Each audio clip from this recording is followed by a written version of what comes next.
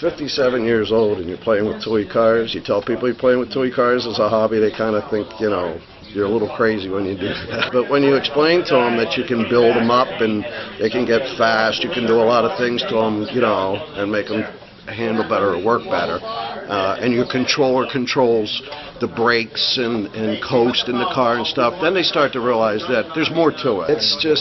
It's a great bunch of guys, it's a lot of fun, it's my release from work, you know, it's not a lot of stress, and I just enjoy it. I've been doing it.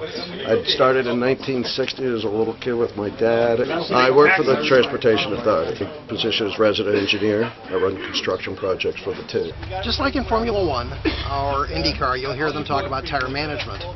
Tire management is how you keep the tire from degrading. We have a certain amount of traction, and the more, if you get sideways, if you spin the rear tires, the tires will start to degrade. And we can repair that fairly quickly, and you'll see us doing pit stops during the race to remediate that problem.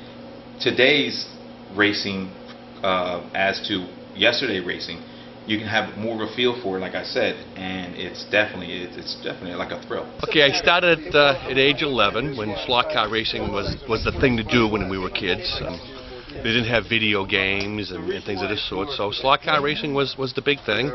Right here in Hull, we had a 124 scale commercial track, and that was just for one summer, and that kind of got me into it. The garage was kind of built around a racetrack. I put the track in place first and built the garage right around it. Did your family think you were nuts? Or? I think they already knew I was nuts. I think the idea of the thought process of driving a Ferrari when you really can't get in a Ferrari, you know, $1 million Ferrari.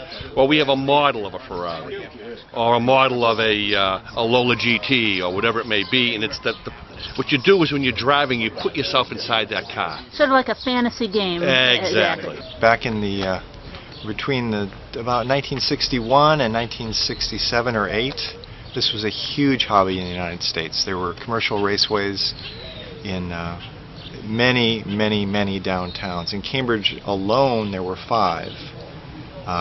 There was one here in Hull, Nantasket.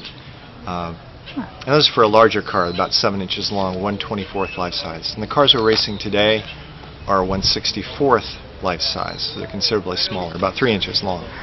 I have a track at my house. I take this pretty seriously. I've got a factory ride. I have a sponsor. During the cold weather months, I probably devote 4, 5, 6 hours a week to this. Wednesday nights I'm down in my basement on my track, trying out various combinations. Gretchen loves it. I think when we were first married, I think she was a little dubious, like, am I going to lose my husband to this crazy hobby?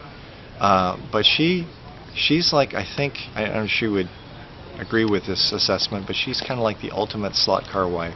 She loves having the guys come to the house. She thinks the hobby is, you know, women go cute. And she likes the fact that I keep the basement really clean.